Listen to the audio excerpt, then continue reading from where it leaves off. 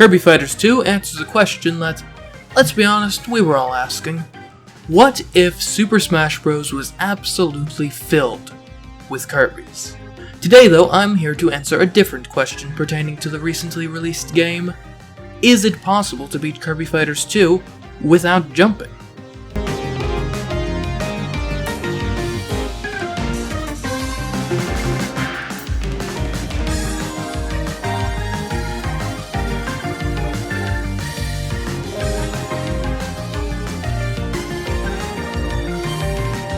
In this challenge, we'll be playing the story mode Destined Rivals on one-player mode, because I'm lonely. Anyway, not jumping means no using the move jump/hover or becoming a ghost. Because, just look at that ghost. If that ain't hovering, I don't know what is. Also, the game forces us to bring an AI partner with us if we are playing single player, so we'll be washing our hands of any AI jumps here. If it's not the human-controlled player jumping, we don't care about it. Let's get to it then. Starting from a new save file, we have access to 3 copy abilities: Bomb, Staff, and the one we'll be using, Sword.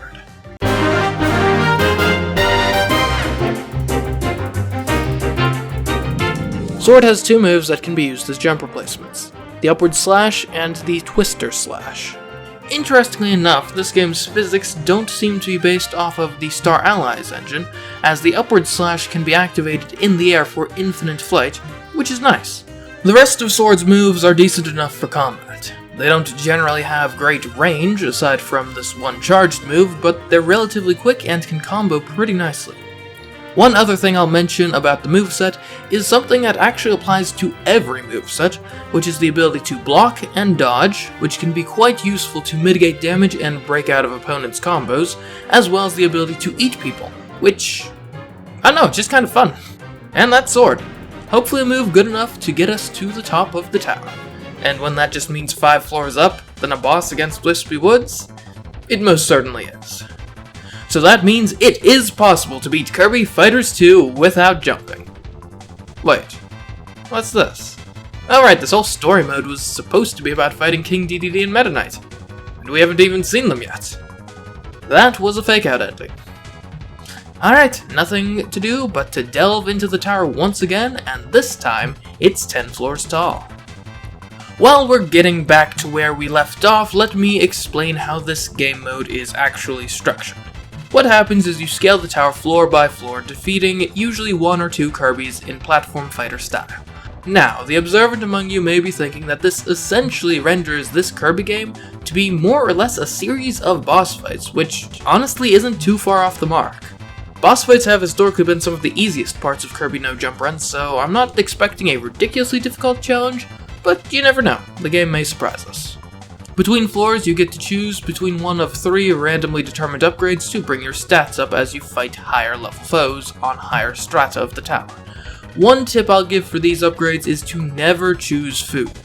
Sure, it might make the next fight easier, but it doesn't give you any boost long term, which you kind of need if you want to be physically capable of dealing enough damage within the time limit on some of the higher floors. This is of course only a 10 floor tower though, so there's not too much stress on that front. One major annoyance that did come up in this tower was the Mint Leaf. This power-up gives Kirby very crisp, clean breath and a noticeably wider smile. Just like our sponsor for this video. As if. No, don't worry guys, I'm not sponsored by toothpaste or something. I had some of you going there for a second though, didn't I? In all seriousness though, what the Mint Leaf does is force Kirby into a floating state immediately upon consumption. This is obviously unallowable and inexcusable. Luckily, it's just an inanimate object that occasionally spawns on the battlefield, so all we need to do is follow the same advice one would give regarding live uninsulated wiring. Do not touch it, which is actually fairly easy advice to follow. Unfortunately, if the Mint Leaf itself is a live uninsulated wire, then our partner in this situation is someone threatening us with a taser. You see, technically the game thinks this leaf is a good thing, and not the agent of destruction it truly is. As such, our bandana Waddle Dee, that we're obligated to have with us, quite likes to pick up the item for himself. This in and of itself isn't a problem. As we've previously established, we are no more responsible for any jumping this Waddle Dee does than one would be for ensuring their dog followed proper dining etiquette. The issue is that this Waddle Dee isn't content to just hover off in a corner by himself. When he gets a hold of this power-up, he will stop at nothing to share it with us, and if he succeeds in this endeavor, it's game over. So, what is there to be done? Really, there's not that much we can do other than just hope mint leaves don't spawn, or at the very least if they do, try to get the enemy team to get them. I mean, it is possible to dodge our partner long enough to not be inducted into the minty hovering life, but it really is a pain, especially since this is a power-up that boosts mobility.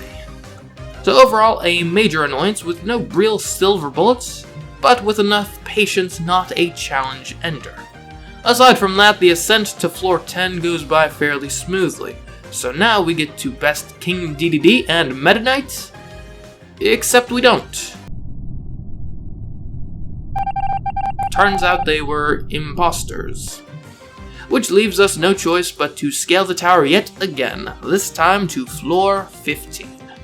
This run went fairly smoothly until the very end, where things got quite dicey in this fight against Kirby and MacLeod, and then the fight against King DDD and Meta Knight came really down to the wire. And full disclosure, this is the run where I realized how important it really is to be making those lasting upgrades throughout the journey, and yes, that is footage of me buying a silver Kirby statue instead of an attack stone level 3, so no wonder my DPS was so low. Ultimately, the fight on floor 14 was overcome with a lot of juggling. As it turns out, if the opponent is busy ragdolling through the sky, they generally can't hurt you. As for King DDD and Meta Knight, my low DPS forced me to act a bit more aggressively than I was comfortable with, but ultimately we pulled it out, just like how they apparently pulled out of the battle at the last second, and now await at the top of a 30th floor tower. We could charge straight into it, but you know what? We've unlocked quite a few things since starting the game, including copy abilities. So I say let's mix it up by trying out Fighter.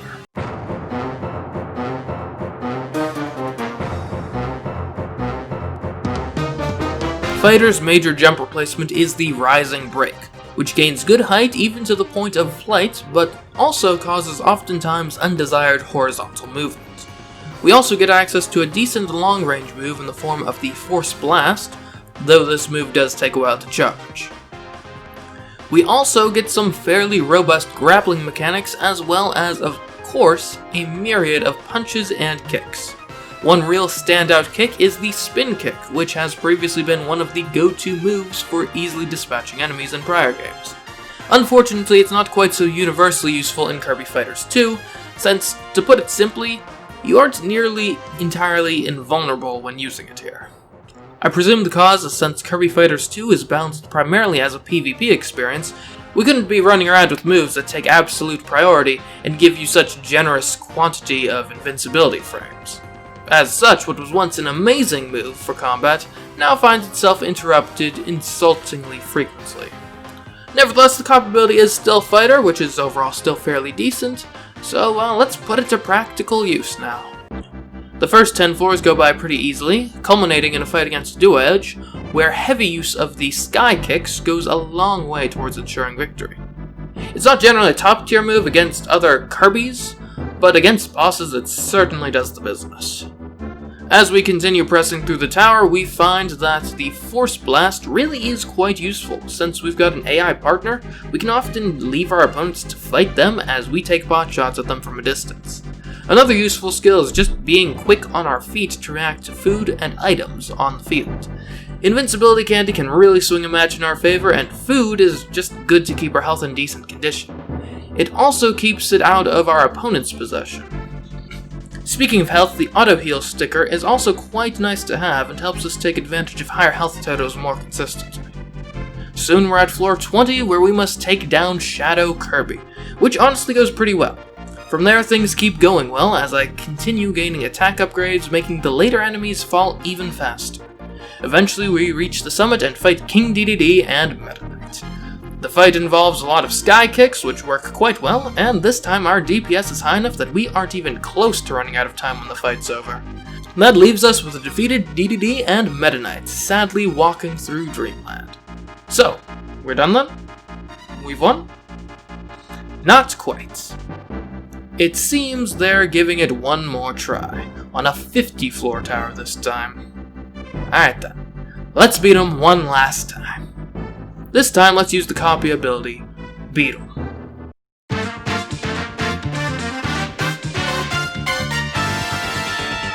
In the context of Kirby Fighters 2, I find myself liking this one a bit more than Fighter. Our jump replacement here is the Spiral Horn, which I find to be a bit more manageable than the Rising Break.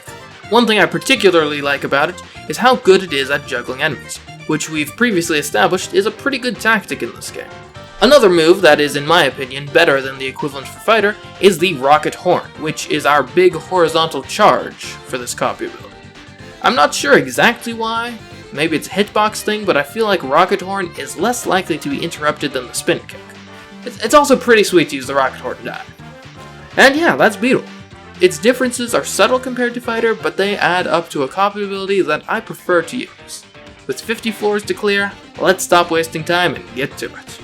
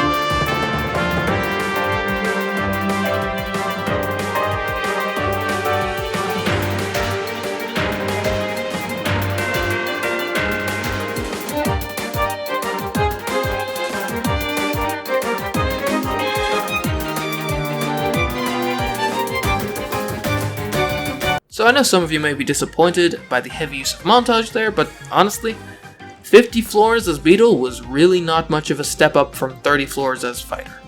In fact, you may have noticed that the margins of victory against some of those repeated bosses actually increased later in the run. Honestly, I'd say the last 20 floors added some length, but not really much difficulty. Which is to say, it is possible to beat Kirby Fighters 2 without jumping.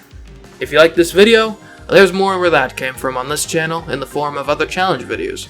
Or if you just want to see more of me regardless of the format, check out my new Let's Play channel where we've kicked things off by playing Super Mario Galaxy on Super Mario 3D All-Stars. Anyways guys, you go enjoy those videos that already exist while I work on some new, wild challenges among other projects. Goodbye.